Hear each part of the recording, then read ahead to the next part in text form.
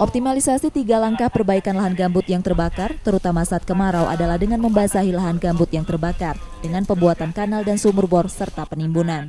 Kemudian, penanaman kembali lahan yang terbakar dengan vegetasi yang sesuai atau cocok dengan lahan gambut.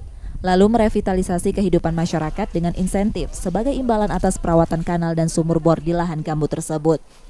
Di Sumsel, dari 650.000 hektar lahan gambut yang terbakar, 500.000 hektar diantaranya masuk alam konsesi perusahaan perkebunan dan hutan tanaman industri yang perbaikannya menjadi tanggung jawab perusahaan. Kalau yang untuk milik perusahaan kan tanggung jawab penuh perusahaan. Nah, kalau yang milik masyarakat yang itu di situ BRG dan pemerintah daerah bekerja.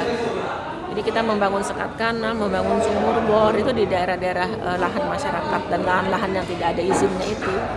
Ya tentu atas persetujuan yang mempunyai lahan.